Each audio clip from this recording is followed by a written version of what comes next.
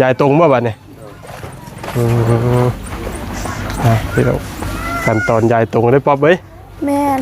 จากน้อยกะมืออื่นกะใส่แป้นมือใส่แป้น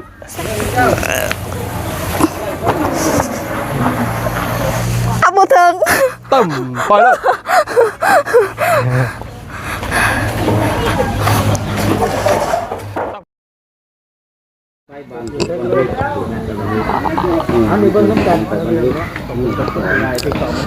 บ้านนี้พี่น้องเนาะเปิดคลิปเปิดภาพมา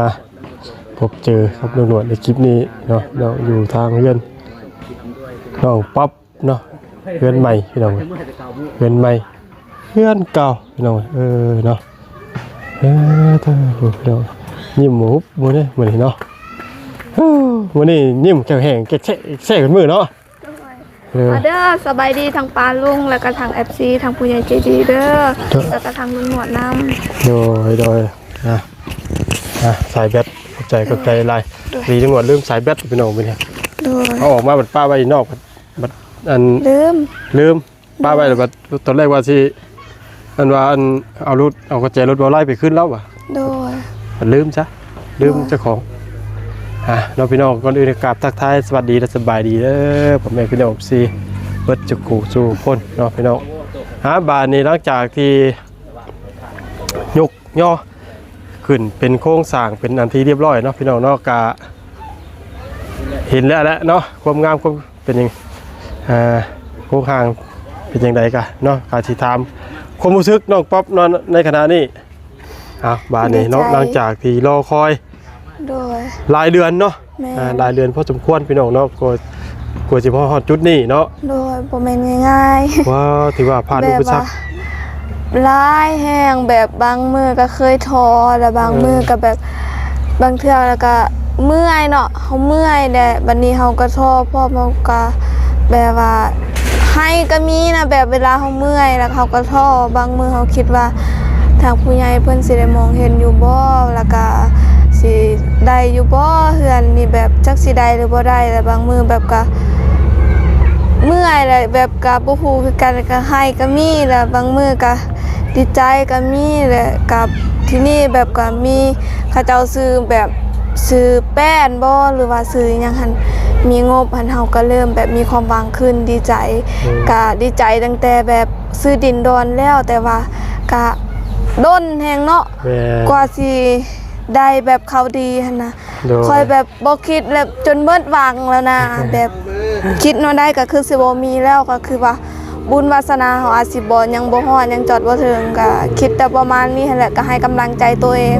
แต่เวลาเมื่อยก็ยังแอบนึงเทื่อก็น้อยใจอยู่แต่ก็ดีใจแฮงแล้วก็แบบได้แล้วก็มีทางทีมงานเนาะบ่ทิมบ่ปาแล้วก็ทาง FC แล้วก็ทางผู้ใหญ่ใจดีก็คอยให้กำลังใจแล้วคอยซอยน้องโดยก็ดีใจน้ำน้องเพิ่นเนาะที่ว่ามื้อที่รอคอยมาหลายเดือนก็มื้อนี้ก็ได้สมมุ่งมั่นปรารถนาเลยเนาะพี่น้องเลยก็มีแต่ตอนนี้ก็เป็นมอบหน้าที่ทั้งสร้างเพิ่นบาทเนาะที่จะดำเนินการต่อช่วงระหว่างเฮ็ดแหละพี่น้องไอ้เนาะว่าที่เรื่องระหว่างตกแต่งนั่นแหละพี่น้องไอ้เนาะเอาออกมาแนวใดจังหวะใดแบบใดนี่ก็ถ้าติดตามเบิ่งอีกเทื่อนึงเนาะพี่น้องเนาะตอนนี้ก็เป็นโครงสร้างมันก็ยังอยู่ระหว่างกำลังยึดข้อ2เนาะพี่น้องเนาะข้อ2รูปข้อ2เทิงรูปเลยใช้ได้เรียบร้อยแล้วหัวกระไดเนาะก็คืออยู่ข้างนี้เนาะแต่ว่าตัวนั่นน่ะมันบ่มีคู่พี่น้องเอ้ยเขาเจ้าว่าสิเปลี่ยนให้ทางพอสร้างบอกว่าน้องลูกก็คือประมาณนั้นแหละป๊อบบ่ต้องย่านเด้อเพราะว่าบอลท่านแล้วพอสร้างบอกว่าสิเปลี่ยนให้ไหมเพราะว่าสิเฮ็ดให้มี2อันจึงสิแน่นแน่เพราะว่าทางพอสร้างเพิ่นเฮ็ดพลาดแล้วเพราะว่าพอสร้างคิดว่าสิปินไปเบื้องหันทางพอสร้างเพิ่นลืมแล้วก็อยากให้ลุงนวดท่านซื้ออีกอันนึงซื้อให้แบบบ่พ่อบ่ล่องกันนะเดี๋ยวไปเอาให้เบิ่งเด้อมันเขาซื้อมันมีจักโตซะมีแต่บ่ล่องมันแบบบ่ถึกมันบ่ถือแบบใดน่ะมันเห็นบ่ตัวนี้เนี่ยเขาเอิ้นว่าบ่ล่องแล้วเฮาหั่นบ่ได้ โอ้ ไปเปลี่ยนเอาตัวไม้ โอ้ มันบอกว่าอย่าหันบ่ได้เลย เออ ข้าเฮาพยายามใส่ลายเสื้อก็บ่ได้ เขาก็โอ้โหแล้วเนาะ โดย มันคือว่าเบอร์เดียวกันอยู่ กับบ่ฮู้คือกันดีสุดล่ะลุงนวดหันก่อน อืม เพราะว่าใส่บ่ได้คันเขาเจ้าบ่ให้เปลี่ยนก็ให้ลุงนวดซื้อใหม่เด้อ อืมโอเคบ่ยากหรอก โดยเพราะว่าทางพ่อสร้างเพิ่นบอกว่ายังตัวหันยังอีกอันนึงเด้อป๊อปใส่บ่ได้ อืม โดย มันบ่เข้าเนาะ โด พี่น้อย งนี่ ไปเราโครงห่างขึ้นมาตอนนี้เขาว่าจะถามว่าอันเสานี่เพิ่นคือคำสิมันเป็นได้ได หึ อันนี้ อ๋อสั่นแน่น้อยนึง ฮะ เพราะว่าสิบ่ซ้ำหมู่มีแต่เขาเจ้าสิเพิ่มดินใส่เพราะว่ามันสิแบบสั้นแน่น้อยนึงเด้เพราะว่าเขาเจ้าขุดเด้พอถึกแล้วเขาเจ้าใส่ตัวนี้ ว่าดินตัวนี้มันต่ำ แม่นตาม โอ้ ได้เต็มเม็ด38นึง โดย เอานี่ชันมามัน เต็มหมู่มันมี กิ๊ก เม็ด พูดเป็นไทย เม็ด44 ว่าคือเสาที่มันสั่นกระมูเนาะ โดย เสาที่มันสั่นกระมูก็เลยวันนี้มาถึงมองดินต่ำเนาะ โดย มันก็เลย ก็จะเอาอันนั้นเอาขึ้นนึง แต่ว่าเสาตัวนี้อยู่ข้างดินสูงกับสิเขากับสิขุดลงอีกก็ได้อยู่เนาะ โดยชุดตรงชุมนี่แหละ อืม ยังบ่นั่น ก็คือเขาเจ้าสิทุ่มแล้วบ่คือสิขุดดอกเห็นขุดกับเบื้องนั้นอีกสูงเบื้องนี้อีกต่ำมันบ่ มันขุดมันก็ต้องขุดเบิดทุกเสา ก็ต้องขุดเบิดตัวหันก็ขุดอีก ขุดเบิดทั้ง9เสาเลยถ้าขุด ก็ยากอันนี้ล่ะทุ่มแต่เสาเดียวก็แล้วสิไปยากอีหยังอีก เพราะว่าที่เสาที่มันต่ำกว่าหมู่เด้มันสั่นกว่าหมู่เด้พี่น้องเนาะ โดย แต่แล้วตัวนี้นี่ทั้งพอสร้างแก้ใหม่มันบ่ พอซาก เป็นมัน ลุงหนวดเว้าว่าสิแก้ให้ไหมแม่นบ่ อ๋อ แล้ว เพราะว่ามันเป็นหม่องรองรับหัวกระไดเด้พี่น้อง โดย มันกะสิควบเก่งให้มันกะเสียงมันเลือเนาะพี่น้องแล้วมันสิอ่อนนะ โดย นะมันกะว่างานบ่งามเลยอ่ะเขาสิว่างสิว่ารวมๆเลยบ่ตรงๆกันเนาะ โดย โอ้ยายตรงบ่บัดนี้พี่น้องขั้นตอนยายตรงได้ป๊อบเอ้ย แม่นจักหน่อยก็มื้ออื่นก็ใส่แป้น อื่นใช้แป้น ใส่ไม่แป้นคันเขา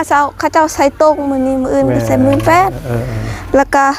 มื้ออื่นมื้อฮือก็ได้เป็นรูปร่างหมดแล้ว โอ้หากแต่หลักๆเลยนี่คือเฮ็ดหลังจากที่ใส่ส่วนตรงได้แหละน่าสิใส่หลังคาเนาะก่อนเนาะเพราะว่ามันหนาฝนมันสิได้เฮ็ดงานได้ โดย เนาะ แต่เขาเจ้าบอกว่าใส่ตรงก่อนใส่แป้นก่อน ใส่แป้นใส่หยังแล้ว มันจึงบ่เสียว มันต้องเฮ็ดทางแม่นแล้วต้องปลูกก่อนนี่แหละเพราะว่ามันสูงเด้ โดย มันคอยขึ้นเวลาขึ้นสูงแล้วคอยมาบ่มีแป้นมันโหลดเฮ็ดโอ้ตกใจบ่ำเด้พี่น้องเอ้ย เอ้าโทรศัพท์ไผตกน่ะ โทรศัพท์บ่เขานึกว่าไม่ค้อนได้โอ้ บ่แต่ก็ ป้าดินโกนตกมา บ่แตกดอกเพราะ แต่ ว่า แล้วดินกี่ตมจนโกนมึงแน่พุ่นน่ะ ขี้ตมโทรศัพท์ไผนี่ ครับข่อยปงให้แล้ว โตอยู่ ปงไว้ใช้ปงไว้บ่เก่าบ่ยันว่าปงไว้หันแล้วยันว่าปงไว้บ่ตก มันตก ไหว เขาบอกข่อยปงไว้บ่ตกได้ข่อยคนทัดชื่อเนาะนี่ย้ายตรงพี่น้องเว้ยทำการย้ายตรง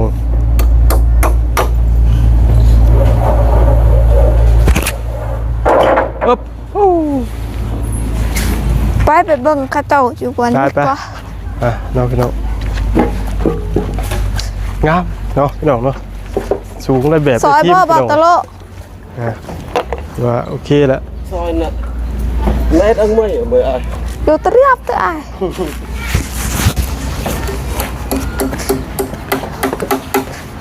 ว่าตอนนั้นมันสาวสัตว์พี่น้องมันอยู่บ่งค่อยแน่ต่ำกว่าหมู่แน่มันก็ได้ โอ้ สิได้อันว่า มือ ถมตีนขึ้นพุ่นน่ะเนาะแต่ถมทีเดียวก็มีแต่ บอ ซิก ตะโลตะนี่ ซิก บ่ กันมันเที่ยงบ้านเนาะ แต่ก็หลังจากนั้นก็แม่นเพิ่นอยากให้มันงามเนาะขึ้นมันเสมอกันเนาะก็ดินได้เข้าพี่น้องบัดขุดดินเขาดูเขาลงให้มันสูงว่าไงให้มันในระดับของหน้าดินนะพี่น้องเนาะ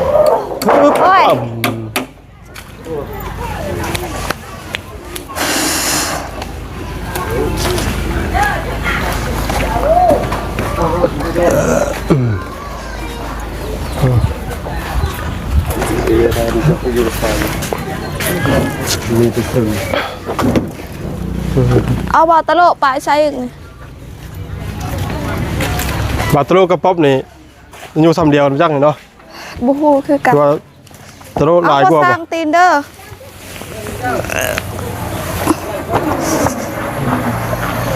เอาบูถึง ตึ้มปล่อยแล้ว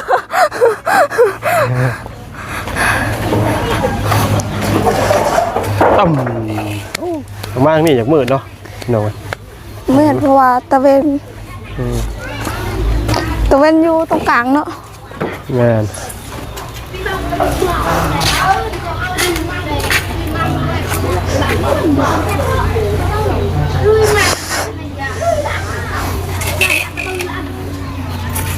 แต่คนมาเมื่อเช้านี่ก็ถือว่าหลายพอสมควรเนาะ โดย เดี๋ยวเสานี่ก็เดี๋ยวหาหมองเก็บไว้ก่อนเด้อ โดย คลิปตีนเสาตัวนี้น้องเดียวถามว่าทั้งทีมงานมีครอบครัวที่ว่าเพิ่นได้รับการช่วยเหลือเนาะถามว่าทั้งน้องป๊อปเพิ่นบ่ได้ใช้ได้หยังกะทั้งทีมงานก็มาเอาตัวนี้ไปพี่น้อง โดย แต่ว่าถ้าบ่มีหยังกับป้าไว้นี่ก่อนถ้าว่าน้องเพิ่นมีแนวใช้ก็ใช้ไปได้เนาะพี่น้องเนาะ โดย ก็ยังคือว่าไงยังเสานี่ตีนเสายังเป็นของทีมงานอยู่เด้อพี่น้องเด้อยังบ่ได้เป็นว่าของน้องป๊อปที่นี่เนาะเพราะว่าเฮาซื้อตอนนั้นมาเปลี่ยนให้น้องเพิ่นได้เด้ โด เนาะ ย พี่น้องเว้ย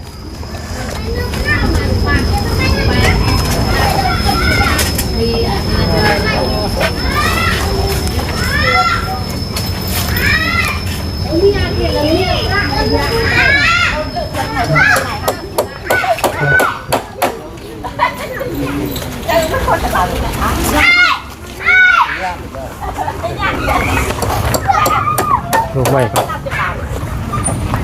ไปไม่ใช่ ไม้นี่เบิ่งจากไม้นี่คือสิยังไม่สิแปดคือสิบ่พอไอ้เนาะ ไม่นี่บ่ ว่าไว้เถอะ บูฮูคือกัน ได้ แล้วมันนี่ไม่หนา10เลยว่าบ่ หืม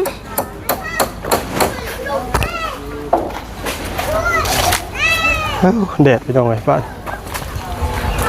ดีกว่าโอ้ยืนไม่มองตัว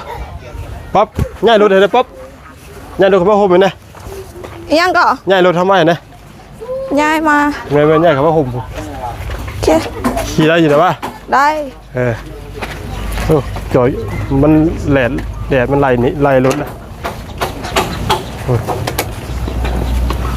ลองหมวกเราโต้ด้วย ลุงนอด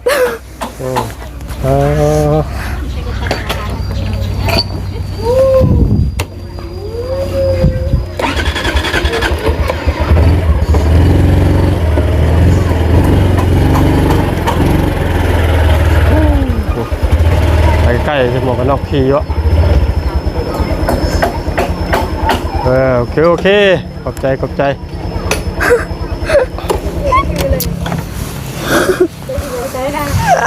วันนี้เพื่อนสาวเพื่อนกับ ไปท่องเที่ยว เพื่อนสาวเพื่อนกับมาซอยงานตั้งแต่เช้าเนาะยังบ่ได้ครับโดยสบายดีเด้อทางน้องน้ำโดยที่นี่เลยเบิ่งเป็นกำลังใจเนาะหาผัวอยู่นี่เลยหาผัวนี่แล้วบ่โอ้มีดเป็นไผเด้บาดนี้เนาะพี่น้องไปเอาหาแล้วแม่นบ่เอาไว้ โอ้ยเย็นนะบนนี้เลย คนผู้งามไปนี่บ่มีคนเอาโอ้เอ็นได้เนาะ ฮ้อน ยังดีโชคดีมื้อนี้บ่มีฝนเนาะ แม่น ถือว่าโชคดีเด้ทั้งน้องป๊อปมื้อนี้ถ้าว่าฝนตกคืออย่างที่ผ่านมานี่โอ้ก้อยพี่น้องเอ้ยจักสิว่าจังได๋แหละ โดย มื้อนู้นมื้อน้อยไปได้เลยพี่น้องเอ้ย โดย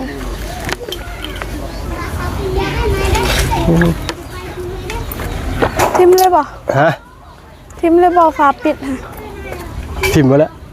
น้ำสิเบิดได้ชายป้าไว้บ่พอเมื่อเด้อน่ะ เขาเจ้าลงเกิบ หึ เขาเจ้าลงเกิบเอาเกิบคอย บ่ โดย ไผ บ่ฮู้จักผู้ใด อืม เห็นเขาเจ้าปลาซิมเลยอยู่หั่นเด้เกิบคอยหันเพราะว่าคอยบ่ค่อยได้ใส่แบบไปเฮ็ดเวียกเลยมันก็เลยบ่เป็นแบบนี้มันบ่แบบใส่อยู่เฮือนซื่อๆเกิบเฮ็ดเวียกอ่ะอีกอันนึงแล้วทีนี้เขาเจ้าเอาไป บ่ เพิ่นก็ทิมเกิบเพิ่นเพราะว่าเพิ่นลืมมักลงเกิบ เหมือนเราวางแผนไว้ไปเจ้า ถือเกือบเก่าไปเลยหานวางแผนเนาะเอาเกือบใหม่เอาเป็นว่าคนไปงานวัด ลุงหนวดเคยถึงหลายรอบไปได้น่ะ เสือเกิบบ่งามมาแต่เฮือน ฮะ ใส่เกิบบ่งามมาแต่เฮือนเพิ่น แม่น เมื่อมาได้เกิบงาม แมนพอจุดว่ามีความตั้งใจไว้ดิเด้ โดย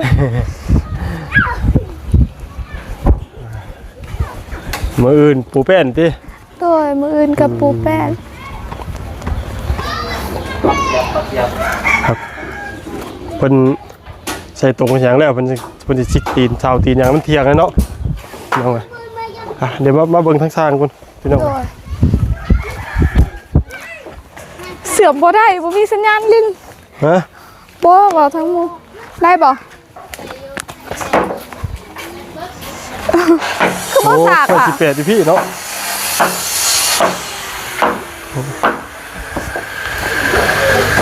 ฮอดพี่น้องเอ้ย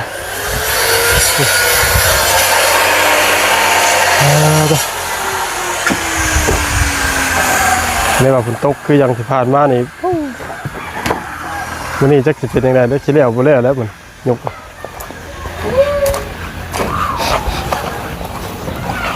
คักเนาะพี่น้องเนาะสูงได้แบบได้ทีม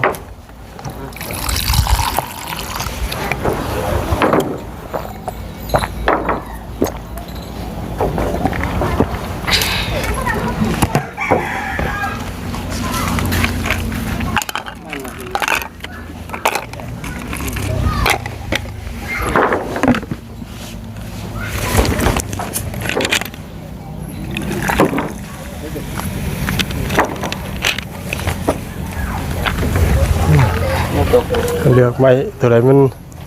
โกงเนาะแล้วก็ดัดไว้ไว้มันเด้งพี่น้องทำเบาตะลุ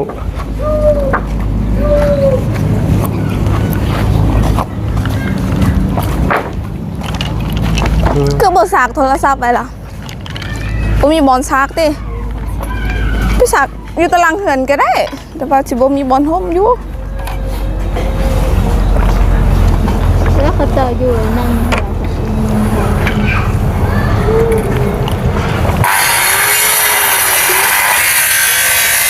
กินข้าวอีกบ่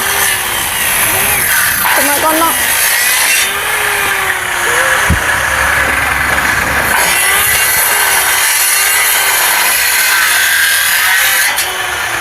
ระวังสุดใหม่เด้อป๊อปเด้อ โดย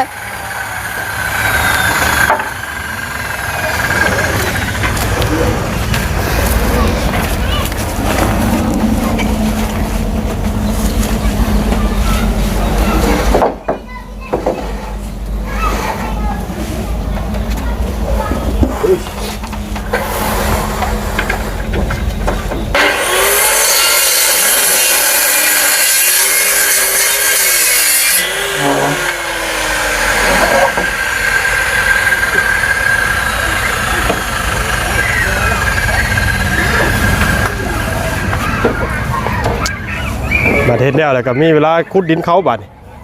ยู่เขาพูดแล้ว อยู่อยู่พุ่น ฮะ อยู่เบื้องพุ่น ยู่บ่ได้ผูห้องผู้ ห้องพุ่นน่ะ แม่น2ห้องนะครับห้องนั้นกับห้องนี้ อ๋อ ยู่ถมตีนด้วยตีนเสาถมด้วย โดย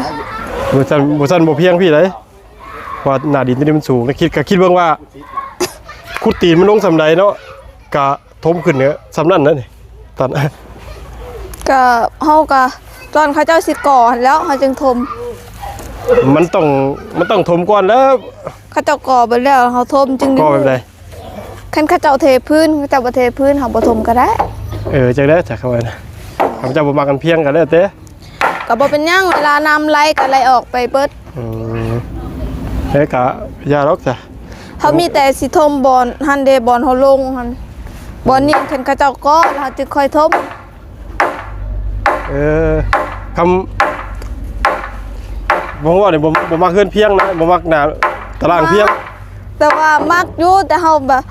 คันสิกุดแบบนี้จักสิซำไรแบบเฮาก็บ่ฮู้คือการสิเอาดินมาแต่ไส ตัวผู้ดาดินผู้ ดินอยู่ไสเขาเจ้าปลูกเบิดแล้ว นี่ดินตรงนี้วิธีดินใส่แล้วถม2ห้องนะกำจักถมโอ้คำบ่มีเทพื้นบ่ถมเนาะ โดย ก็แล้วแต่เพิ่นเนาะ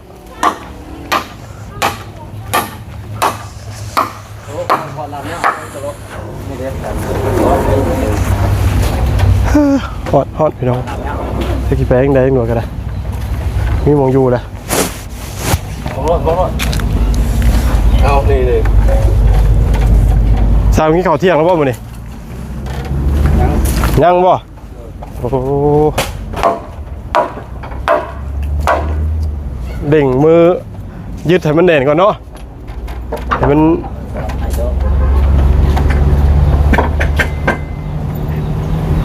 โตะออกโตะ ปึ๊บอุ้ยตกใจดิ หันเด้อตะปูเด้อ ไอ้กูคนไทย เอาออกที่ไหน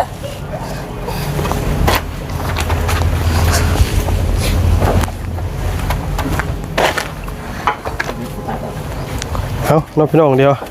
ตำรวจก็จะได้ขอจบคลิปปิดคลิปกันเนาะพี่น้องเนาะมันแดดมันฮ้อนบ้านนี่เนาะ โดยกะสำบายดีทางป่าลุงอีกเทื่อก็ขอบคุณเด้อที่ได้รับชมแข่งเฮ็ดได้เฮ็ดชมก็บ่ค่อยเป็นเนี่ยก็ขอบใจเด้อขอให้พระเจ้าอวยพร เดี๋ยวมาไม่เอามาบ้านน้องพี่น้องก็ถือว่ายึดโน่นนี่ยึดข้อซองกันยังแล้วเรียบร้อยเนาะพี่น้องเนาะยังเหลือตอนนี้ก็ขั้นตอนของสร้างเพิ่นกับแม่นใส่ตรงเนาะพี่น้องเนาะยายตรงได้ยังแล้วแล้วก็บ่อื่นเพิ่นสิปูเนาะพี่น้องนะแต่มื้อนี้น่ะยายตรงแล้วแล้วก็สิ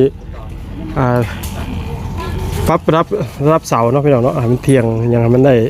รับก่อนเนาะพี่น้องเนาะเพิ่นสิว่าเพิ่นสิปรับตั้งน้ำหลังหรือว่าจังไดเนาะแล้วก็ส่วนหัวกระไดเพราะทั้งสร้างเพิ่นก็สิแก้ไขให้เนาะน้ำหลังพี่น้องเอ้ยเนาะพี่น้องก็จะขอจบปิดคลิปเลยพี่น้องเนาะพบเจอกันใหม่ในคลิปหน้าอยู่ดีไม่แห้งวัดสุขชูคนเด้อพี่น้องเด้อ